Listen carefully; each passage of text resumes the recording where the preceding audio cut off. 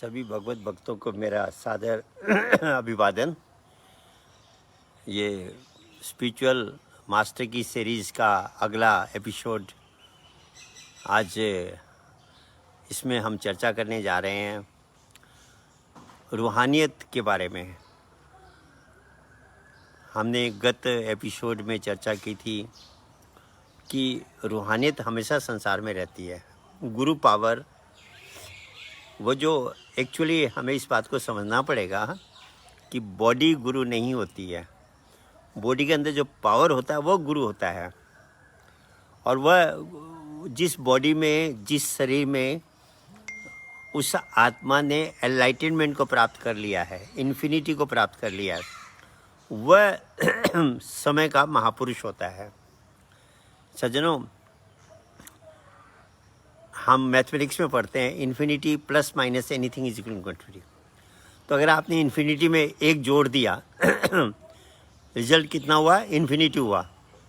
अब उसमें से आप एक को अलग नहीं कर सकते, वह एक इन्फिनिटी को प्राप्त कर गया।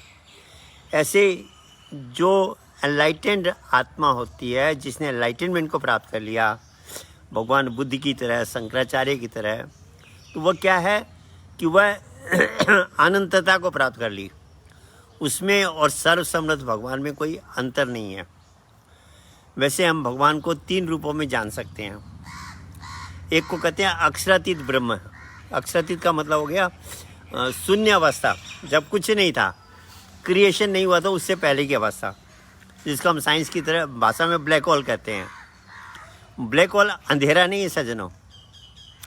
अंधेरा तो क्या है वास्तव में, जिसको हम डार्कनेस कहते हैं, अंधेरा, वो तो प्रकाश का अभाव ही अंधेरा है। एक मैंने कथा सुनी थी कि एक बार भगवान के सामने शिकायत चली गई, भगवान विष्णु के सामने, कि अंधेरा ने कंप्लेन किया कि ये सूर्य मुझे रोज़ परेशान करता है, उसके आते मुझे भागना पड़ता है, तो आप इसका कुछ इलाज करिए।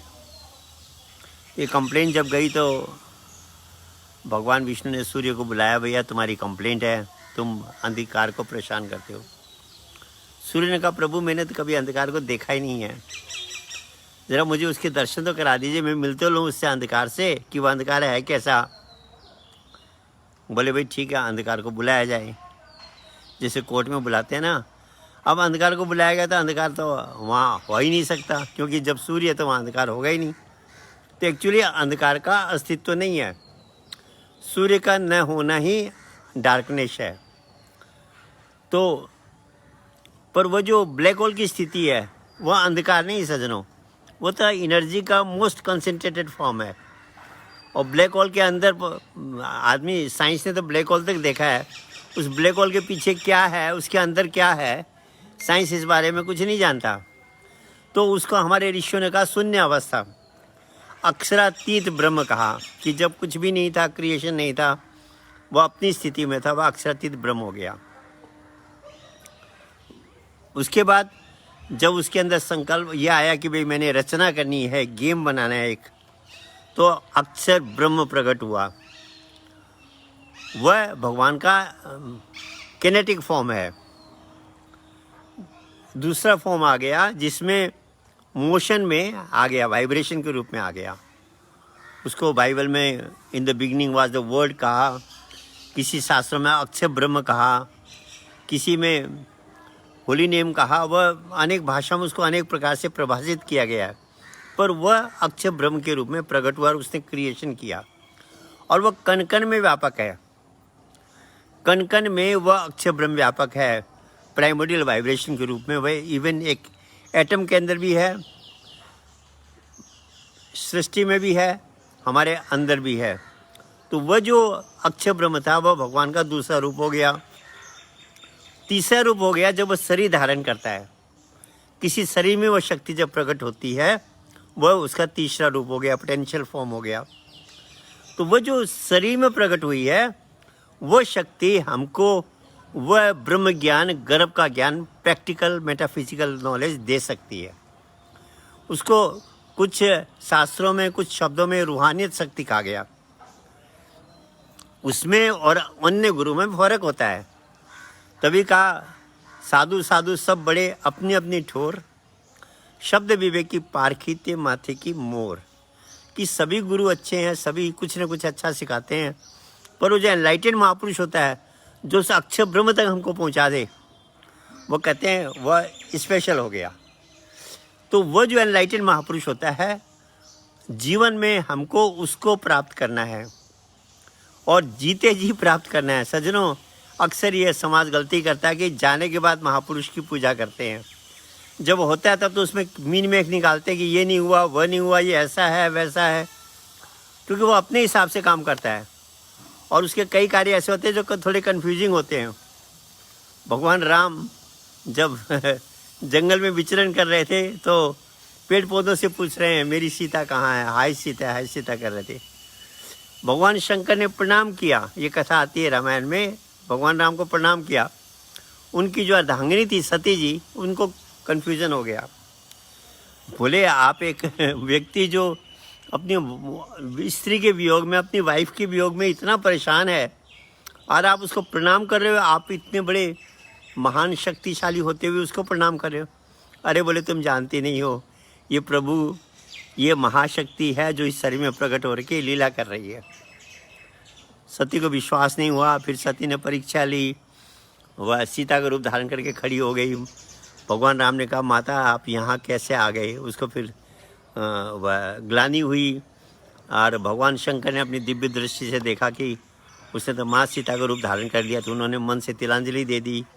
फिर यज्ञ में उनका आहुति, उन्होंने यज्ञ में अपना शरीर छोड़ दिया। ऐसे से अनेक लंबी कथा है, पर मेरे कहने का मतलब उस समय प्रभु को, उस महाशक्ति को वह भी नहीं पहचान पाई थी, क्योंकि वह अपने हिसाब से लीला करते हैं।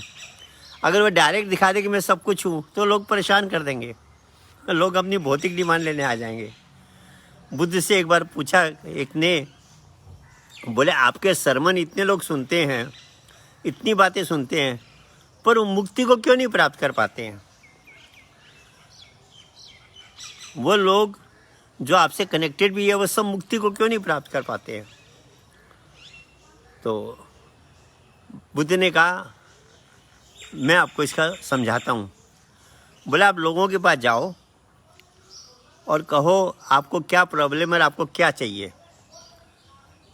उनकी डिमांड्स पूछ के आओ। वो गया, एक दरवाज़ा खटखटाया, बोला आपको क्या परेशानी है? बोला जी मेरे पास तो पैसे की प्रॉब्लम है, मैं चाहता हूँ भगवान मुझे कुछ पैसा दे दे। दूसरे ने कहा मुझे नौकरी दे, तीसरे ने कहा मुझे पुत्र दे, चौथे ने कहा मैं फलाना काम करने जा रहा हूँ उसमें मुझे सफलता मिले, पांचवें ने कहा मेरा एडमिशन हो जाए। सबकी भौतिक डिमांड्स थी। किसी ने नहीं कहा कि मैं मुक्ति चाहता हूँ भगवान से, कि मुझे इस मनुष्य जन्म मिला, मुझे मुक्ति को प्राप्त करूँ, साल्वेशन को प्राप्त करूँ। तो जब घूम के आया तो बुद्ध ने कहा कि लोगों की डिमांड ही, लोगों के दिमाग में मुक्ति की भावना ही नहीं है, मुक्ति को प्राप्त करने की जब इच्छा ही नहीं है, तो मेरे साथ कनेक्शन में रह के भी कैसे मुक्ति प्राप्त करेंगे? मुक्ति तो वही प्राप्त करेगा, साल्वेशन को वही प्राप्त करेगा जिसके अंदर संसारिक भौतिक डिजायर नहीं होगी, मुक्ति की डिजायर होगी कि ये आत्मा बहुत मुश्किल से मनुष्य शरीर मिला है, ये स्पेशल ब्रेन मिला है जिसमें वह मेहनत करके जिसमें वह ब्रेन के सहारे से अपने लक्ष्य को प्राप्त कर सकती है, इन्फिनिटी को प्राप्त कर सकती है, साल्वेशन को प्राप्त कर सकती है। तो कहने का मतलब महापुरुष जब आते हैं वो अपने हिसाब से कार्य करते हैं और उस समय उनको पहचानना और उनसे उस मेटाफिजिकल ज्ञान को प्राप्त करना और अपने जीवन का कल्याण करना, ये कोई ही कर पाता है, सब नहीं कर पाते। लोग तो जाने के बाद ही पूजा करते हैं अक्सर। ज़्यादातर आप इतिहास देख लीजिए, भगवान महात्मा बुद्ध का देख लीजिए, गुरु नानक का देख लीजिए, अन्य अवतारों का देख लीजिए, क्राइस्ट का देख लीजिए, मोहम्मद साहब का देख लीजिए, जितने भी इनकारनेशन संसार में आए उस समय लोगों ने मीन में एक निकाली और जाने के बाद तो दुनिया, वो तो मैं तो उन्हीं को मानता और किसी को नहीं मानता। तो उस समय पर आप बीता हुआ डॉक्टर आपका ऑपरेशन नहीं कर सकता, ऑपरेशन तो जीता जाता डॉक्टर ही करेगा। वो वीडियो से भी आपका ऑपरेशन नहीं कर सकता, वो तो प्रैक्टिकली फिजिकली आपका ऑपरेशन करना पड़ेगा। लोग कहते हैं जी थर्ड आई मेरी वीडियो से बता दो कैसे खुलेगी। ये ऑपरेशन है, ये तो प्रैक्टिकल होना पड़ेगा। तो प्रैक्टिकल कौन कर सकता है? उस ऑपरेशन को कौन कर सकता है? जो भगवान कृष्ण की तरह, राम की तरह, बुद्ध की तरह, नानक की तरह, शंकराचार्य की तरह, कबीर की तरह, महावीर स्वामी की तरह, जो समय का जीता जागता महापुरुष है, एनलाइटेंड महापुरुष है, जिसने इन्फिनिटी से कनेक्ट हो गया है, वह इस कार्य को संपादित कर सकता है। He can impart this metaphysical experience to us. तो सज्जनों, वो रूहानियत हर समय संसार में रहती है, और इस रहस्य को जब शिष्य समझ लेते हैं तो रूहानियत को पहचानने की कोशिश करते हैं। सिखों के इतिहास में तो ये बहुत क्लियर है ये बातें। गुरु नानक समय के महापुरुष थे, एनलाइटेंड महापुरुष थे। उन्होंने अपने भक्तों को, शिष्यों को उस गर्भ ज्ञान का कहिए, उस भर्गो ज्योति का कहिए, उस ब्रह्म ज्ञान, वह एनलाइटेनमेंट का जो ज्ञान है उसका उन्होंने सब अपने शिष्यों को प्रदान किया।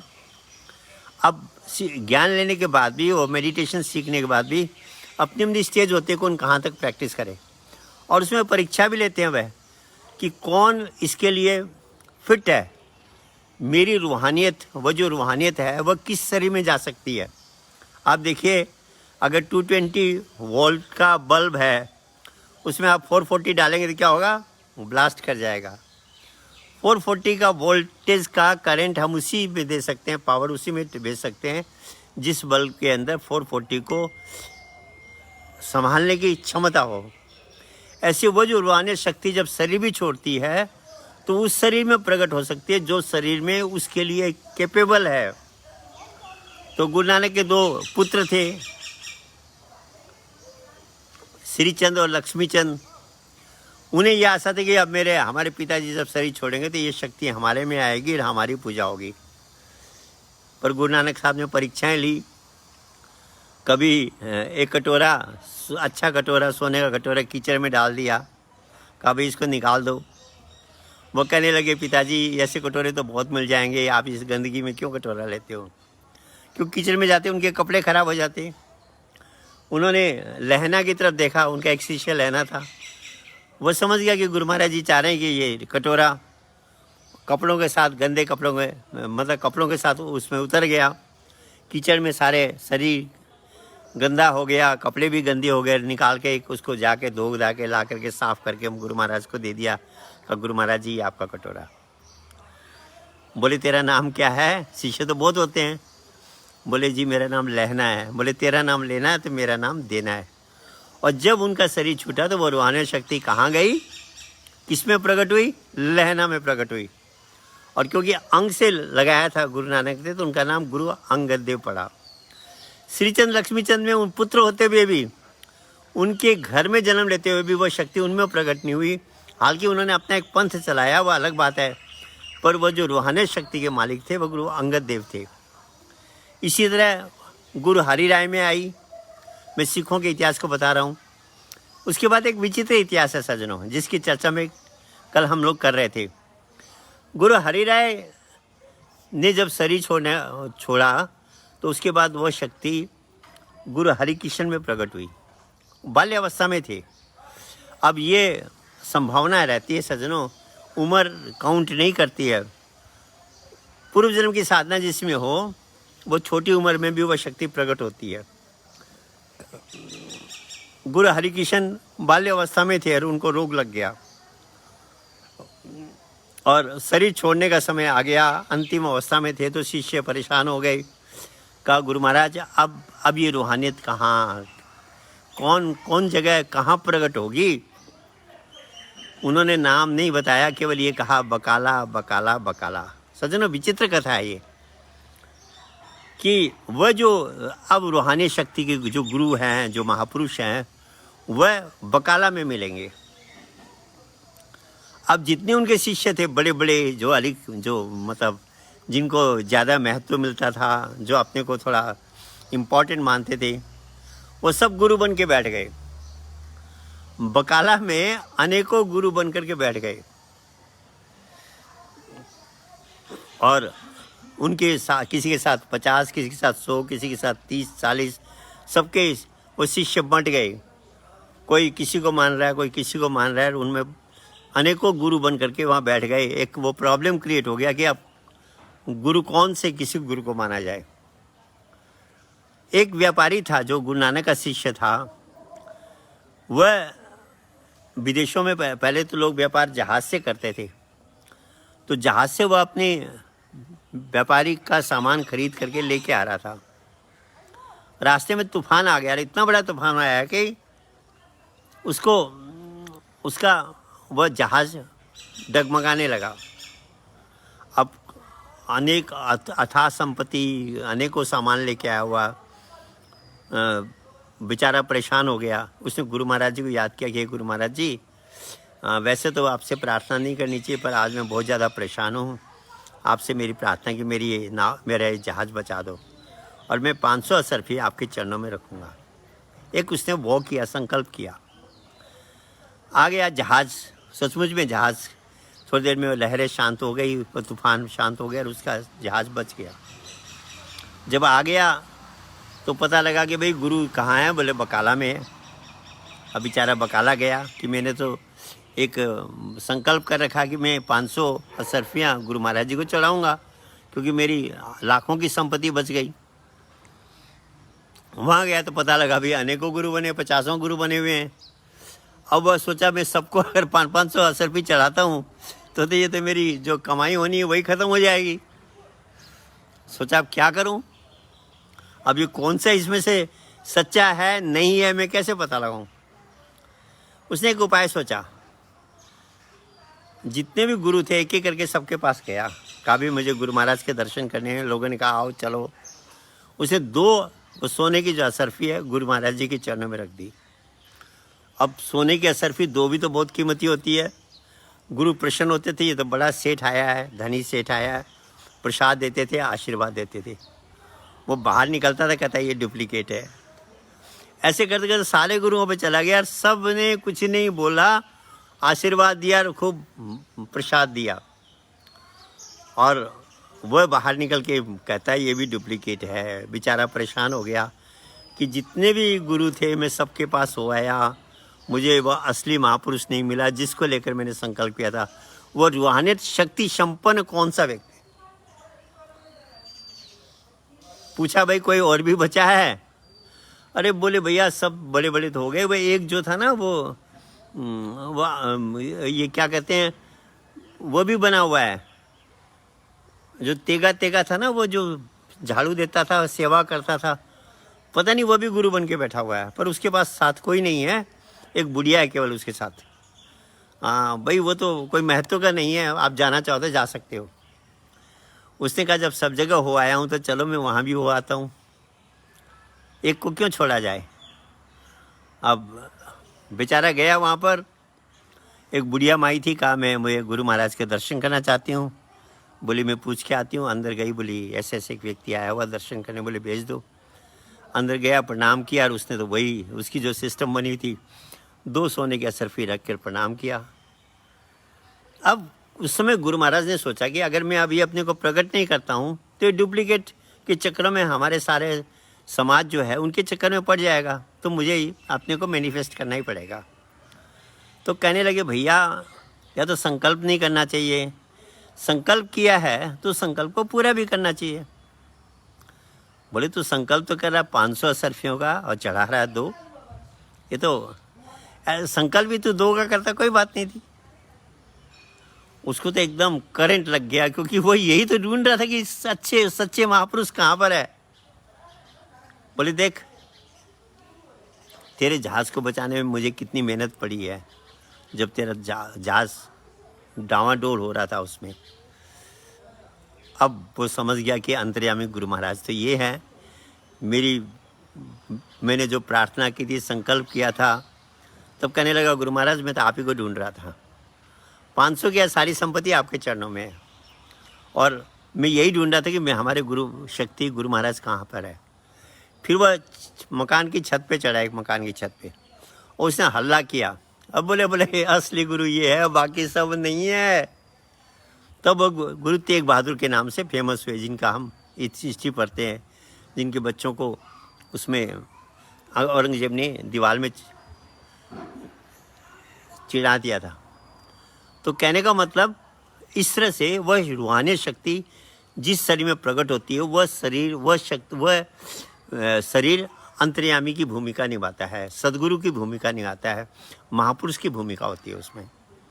और ऐसा हर युग में हर समय होता है सज्जनों। यही हमारी समस्या है। हम सोचते हैं उस युग में हुआ, अब नहीं है। उसके बाद वह शक्ति गुरु गोविंद सिंह में आई। आपने गुरु गोविंद सिंह के इतिहास तो सुन रखा होगा। तो इस तरह से वह शक्ति कहीं न कहीं किसी न किसी शरीर में हर समय रहती है। जब वो शक्ति, जब वह रूहानी शक्ति जब उस शरीर को छोड़ती है तो जो शरीर फिट है उसके लिए वह रहती है। इसलिए उसको हमारे शास्त्रों में कहा नित्य अवतार, कि संसार कभी भी उससे खाली नहीं रहता। वैसे तो 2 तरह के अवतार बताए हैं। ये अजीब बात है। कई लोग इस बात को समझ पाएंगे, विश्वास करेंगे, कई कहेंगे पता नहीं ये थ्योरी है, पर सज्जनों है, ऐसा होता है। कहते 2 तरह के अवतार होते हैं, एक निमित्त अवतार, एक नित्य अवतार। निमित्त अवतार युग में एक बार होता है। नित्य अवतार हर युग में हर समय संसार में किसी न किसी शरीर में रहता है। और निमित्त अवतार युग में एक बार आता है। उसके मल्टीवर्क्स होते हैं। वो केवल ज्ञान का प्रचार नहीं करता, वह धर्म की स्थापना भी करता है। आप भगवान विष्णु को ले लीजिए, उसके लिए कहा गया, उस निमित्त अवतार के लिए कहा गया, यदा यदा ही धर्मस्य ग्लानि भवति भारत अभ्युत्थानं धर्मस्य तदात्मानं सृजाम्यहं परित्राणाय साधूनां विनाशाय च दुष्कृतां धर्म संस्थापनार्थाय संभवामि युगे युगे। कि दुष्टों का नाश करने के लिए, भक्तों की रक्षा, सज्जन पुरुषों की रक्षा करने के लिए, धर्म की स्थापना के लिए मैं हर युग में आता हूँ। हर युग में जो आता है, सतयुग में विष्णु के रूप में आया, त्रेता में राम के रूप में आया, द्वापर में भगवान कृष्ण के रूप में आया, कलयुग में कल के अवतार की चर्चा हम सुनते हैं। तो वह शक्ति हर युग में आती है, वह मल्टीवर्क्स करती है। वो जैसे कहा ना, जब उनसे पूछा गया आपके हाथ में तलवार क्यों है गुरु गोविंद सिंह, उनका मेरे हाथ में मीरी भी है, पीरी भी है। तो कहने का मतलब वह शक्ति धर्म और पावर दोनों के सहारे संसार में धर्म की स्थापना करती है, अध्यात्म और शक्ति पावर दोनों के सहारे। तो वह जो शक्ति है उसको निमित्त अवतार कहा गया, कि वह हर युग में एक बार आती है। उसको सिंपल भाषा में भगवान का अवतार कहा गया, उस निमित्त अवतार को। और एक होते हैं नित्य अवतार। वह शक्ति, रूहानी शक्ति नहीं, किसी न किसी शरीर में हर समय रहती है, संसार कभी उससे खाली नहीं रहता, उसको कहा गया नित्य अवतार। और सिंपल भाषा में कहा गया गुरु अवतार। भगवान और गुरु ये जो अंतर है, ये नित्य और निमित्त अवतार का अंतर है। दोनों में डिफरेंस कैसा है, अगर हम इसको और एक एनालाइज करें तो जैसे हमारे पास कोई गाड़ी है, वो जब ख़राब हो जाती है, उसमें कोई प्रॉब्लम आ जाती है, तो हम मैकेनिक को देते हैं, वो उसको रिपेयर कर देता है। ऐसे करके हम उस पुरानी गाड़ी को चलाते रहते हैं। पर जब गाड़ी ज़्यादा ही ख़राब हो जाती है, उसका इंजन बैठने लगता है, तो हम मैकेनिक को सौंप देते हैं, भैया इस गाड़ी को आप एक बार नई जैसी बना दो। वो क्या करता है, इंजन को खोलता है, उसको फिर से बनाता है, बांधता है, इंजन की ओवरहॉलिंग कर देता है, और वह गाड़ी नई जैसी हो जाती है। क्योंकि इंजन को जब उसने फिर से बना दिया तो नई गाड़ी के इंजन के बराबर जैसी क्षमता वाला वो इंजन बन जाता है। तो क्या हुआ, उसने गाड़ी की ओवरहॉलिंग कर दी, पूरी गाड़ी को एक बार नई जैसी बना दी। पहले जो था वो रिपेयरिंग हो रही थी, पर उसने पूरी गाड़ी को नई जैसी बना दी। उसको हम कहते हैं ओवरहॉलिंग, कहते हैं अंग्रेजी में। ऐसे ये जो युग है, एरा है, इस युग में जो नित्य अवतार है वह हर समय धर्म को बचा के रखते हैं, उससे मेटाफिजिकल नॉलेज को बचा के रखते हैं। संसार में कोई न कोई व्यक्ति, कुछ न कुछ लोगों में उस ज्ञान का प्रचार होता रहता है। संसार कभी खाली नहीं रहता। अनेकों गुरुओं का हमारे सामने उदाहरण है, शंकराचार्य का है, कबीर का है, रामानंद गुरु का है, आपके तोतापुरी गुरु हैं, रामकृष्ण परमहंस, अनेकों ऐसे गुरुओं की हमें चर्चा सुनने को मिलती है जिन्होंने धर्म के बीज को समाप्त नहीं होने दिया, धर्म को जीवित रखा, उस ब्रह्म ज्ञान को, मेटाफिजिकल नॉलेज को जीवित रखा। तो ये हो गया नित्य अवतार। पर जब युग में प्रॉब्लम हो जाती है तो वह जो निमित्त अवतार आता है, जिसको हम भगवान का अवतार कहते हैं, वह ओवरहॉलिंग करता है, पूरे युग में चेंज लाएगा। उसमें विनाश भी होगा, बड़े बड़े कार्य भी होंगे और उसकी लीलाएं भी थोड़ी विचित्र होगी। वह धर्म की स्थापना करता है अपने पीरियड में। वह जो होता है उसको निमित्त अवतार कहा गया। पर ये दोनों अवतार ही सज्जनों हमें उस मेटाफिजिकल नॉलेज को प्रदान कर सकते हैं। नित्य अवतार भी कर सकता है, निमित्त अवतार भी कर सकता है। त्रेता युग में भगवान राम ने वह ज्ञान दिया हनुमान वगैरह को, द्वापर में भगवान कृष्ण ने दिया, पर बाकी समय में कलयुग में अनेकों गुरु हैं जिन्होंने वो ज्ञान दिया है। तो कहने का मतलब वो जो रूहानी शक्ति जिस शरीर में प्रकट होती है, उसकी पहचान यही है कि वह हमको वह मेटाफिजिकल एक्सपीरियंस, वह मेटाफिजिकल नॉलेज, वह गर्भ का ज्ञान, ब्रह्म ज्ञान जिसकी साधना हमने गर्भ में की थी, उसको पुनः प्रदान कर सकता है। उसके बाद जाएंगे तो वह ये नहीं कहेगा कि तुम साधन करो तब तुम्हारा तीसरा नेत्र खुलेगा।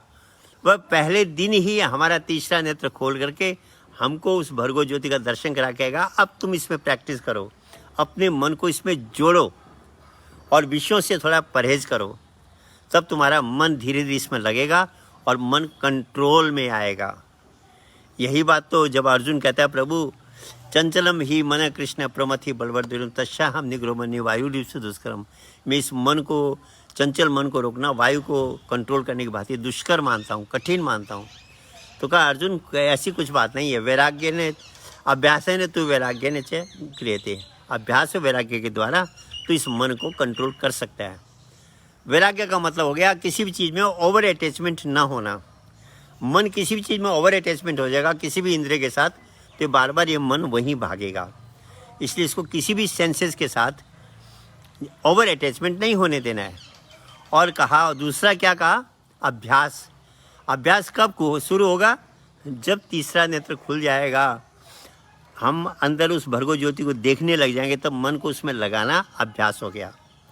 हमारे अंदर जो प्रभु का नाम चल रहा है, जो हमारे श्वासों को चला रहा है, हमारे शरीर को जीवित रख रहा है, वो जो प्राइमोडियल वाइब्रेशन है, अक्षर ब्रह्म है, उसमें मन को जोड़ना, ये अभ्यास हो गया। तो जो लाइट और साउंड के रूप में वो शक्ति, एनर्जी हमारे अंदर है, उसमें मन को जोड़ना अभ्यास हो गया। पर पहले जब तक हमको एक्सपीरियंस नहीं होगा, हम मन को कहाँ जोड़ेंगे, अंधेरे में कहाँ घुमाते रहेंगे। तो ये उस महापुरुष की शक्ति होती है। वह रूहानी शक्ति वाला महापुरुष हर युग में, हर समय संसार में रहता है। तो सज्जनों, हमको वैसे महापुरुष को ढूंढना चाहिए,